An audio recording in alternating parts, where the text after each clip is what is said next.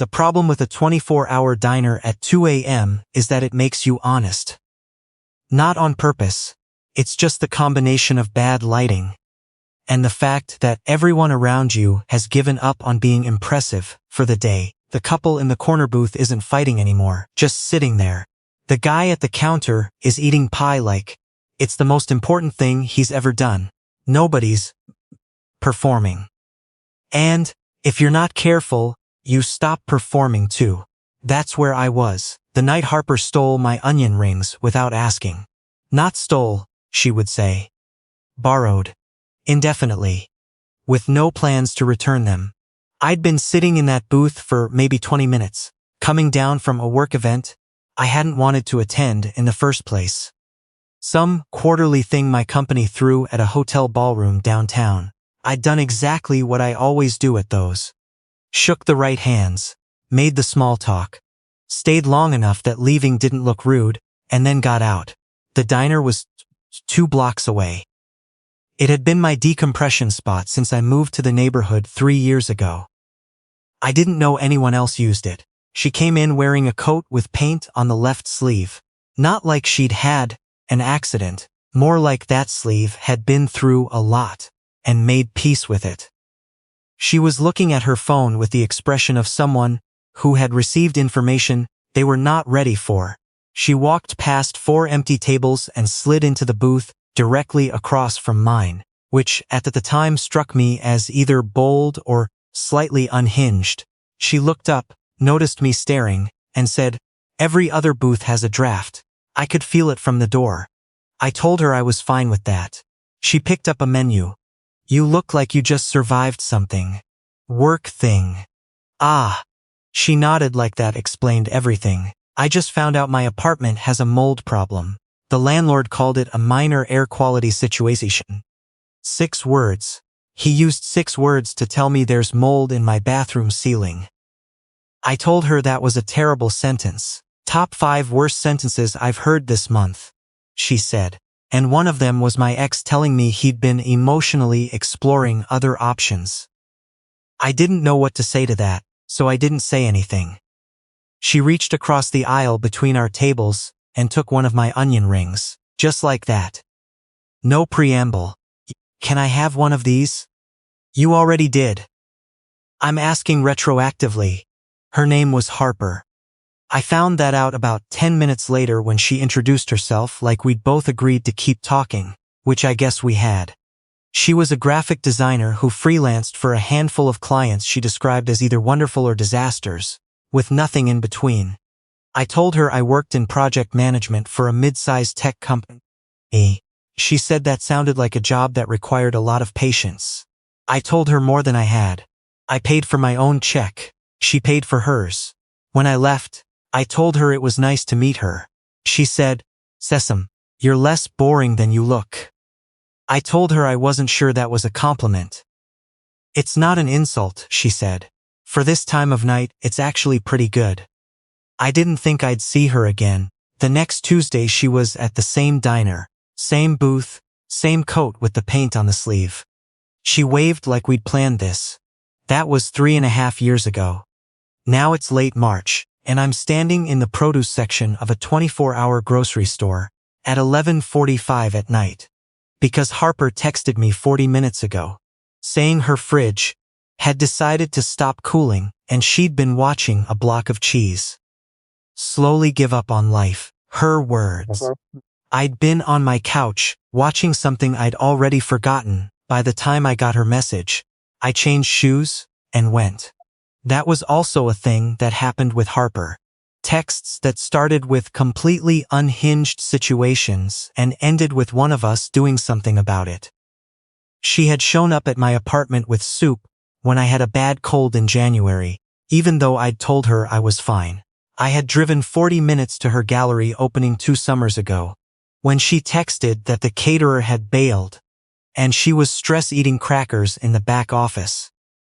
I walked in with 2 pizzas and she actually said, out loud, "You are my favorite person on the planet right now." I kept that sentence in my head longer than I should have. The grocery store was the kind that had the fluorescent lights turned down slightly at night, like they were trying to be considerate.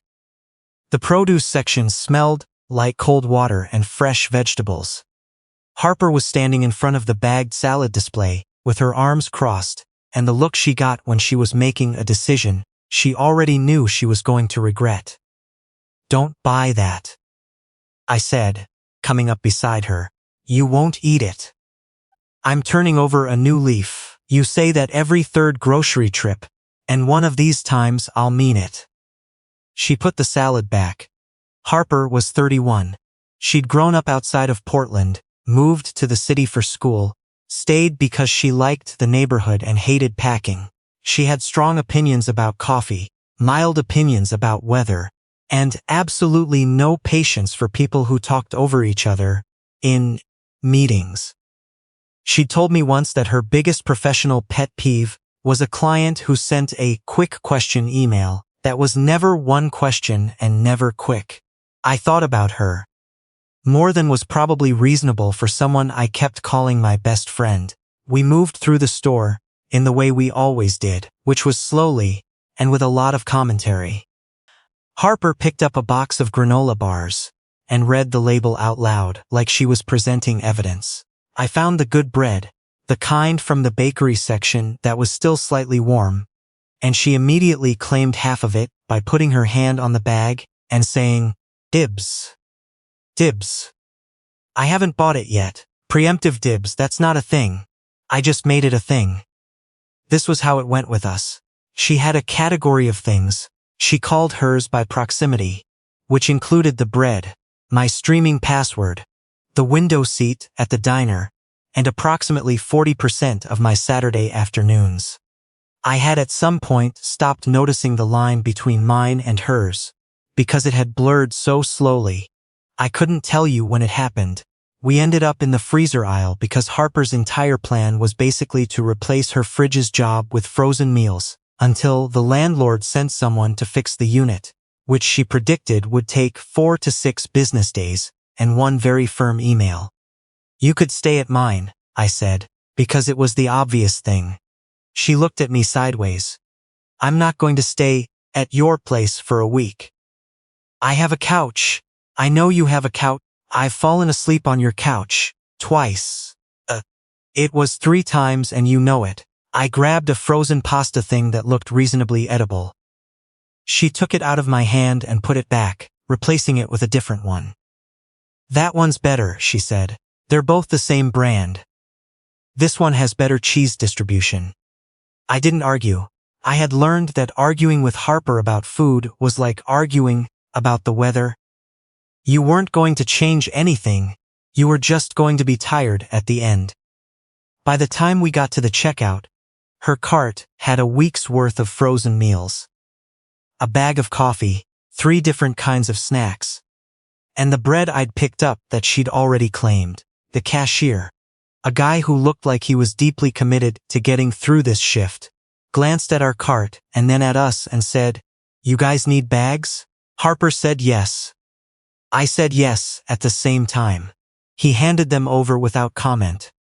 We loaded up and walked out into the cold air. The parking lot had that specific late-night emptiness that always felt a little like the city had exhaled. Harper walked next to me with her bag handles over one wrist, and she was telling me something about a client who had sent 17 revision notes on a logo that she described as very simple.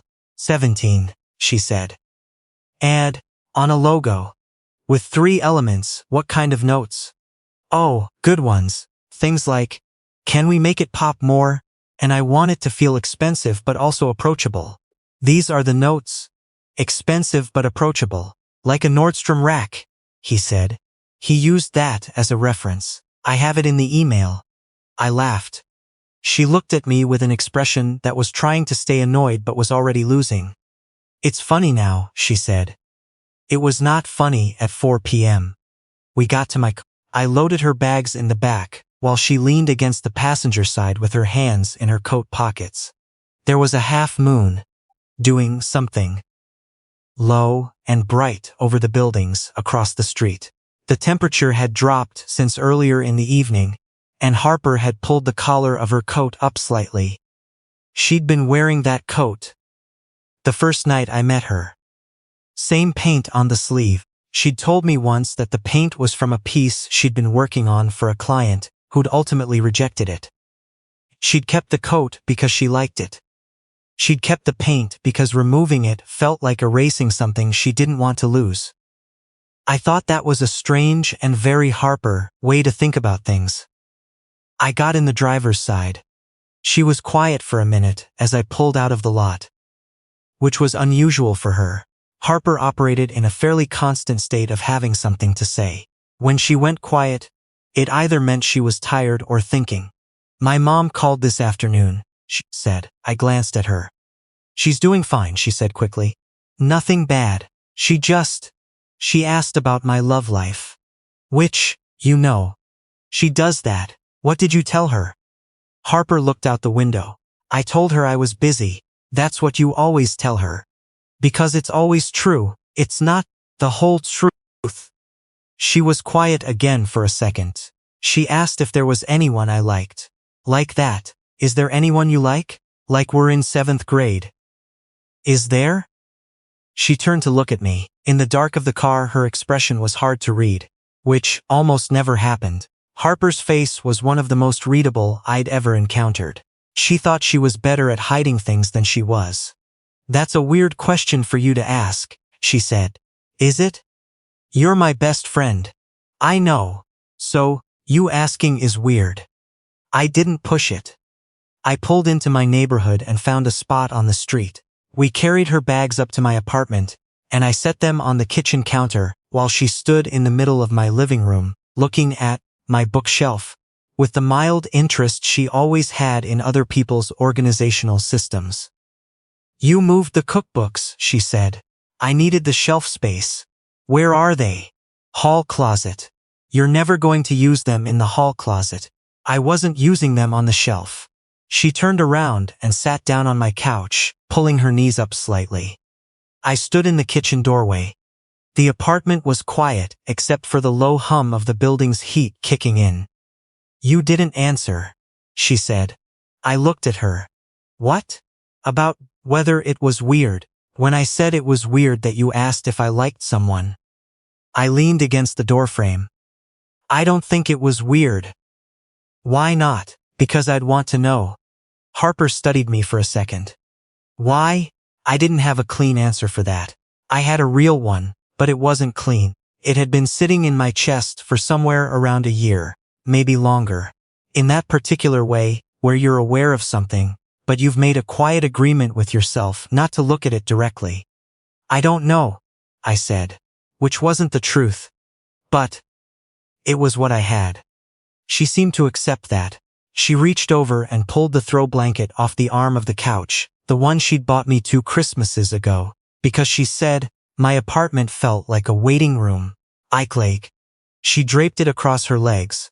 She also asked, Harper said, whether I thought I was too picky.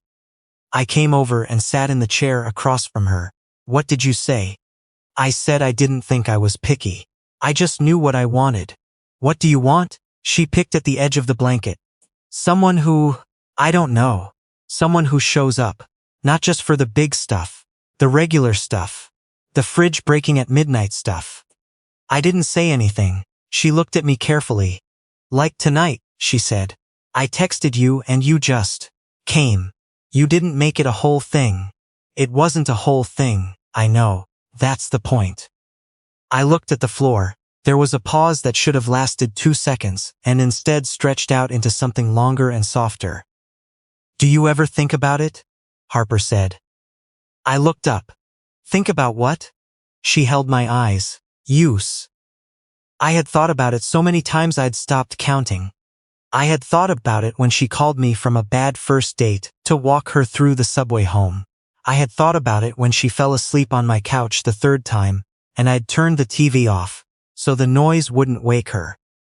I had thought about it at her friend Jess's wedding 2 summers ago, when she'd slow danced with someone else, and I'd stood near the bar watching, and felt something that I couldn't name but recognized immediately. Write in the comments. Was I wrong to have waited this long to say anything? "Yeah," I said. "I think about it." Harper didn't move. I think about it more than I probably should, I said, given that I kept telling myself I was fine with how things were. Were you? No. She unfolded her legs slowly and set her feet on the floor. I asked my mom something after she asked if I was too picky. Her voice was careful in a way it almost never was. I asked her how you know, like, how you actually know when something is more than what you're calling it. What did she say? She said you know, when the thought of not having it feels worse than the risk of ruining it. The heat clicked off and the room got quieter. She's right, I said. Harper looked at me. I know, I let that sit for a second. How long? She made a face that was mostly embarrassed. Do we have to do this part? I told you mine. You told me almost nothing. I told you I think about it. You told me you think about it more than you should. Which is not a number. Harper's, she sighed and pulled the blanket tighter across her lap. Since your work trip to Chicago, 2 years ago, you got stuck an extra day because of the flight delay and you called me from the hotel at like 10 at night. Because you were bored and we talked for 2 hours about nothing important. And when you hung up, She stopped.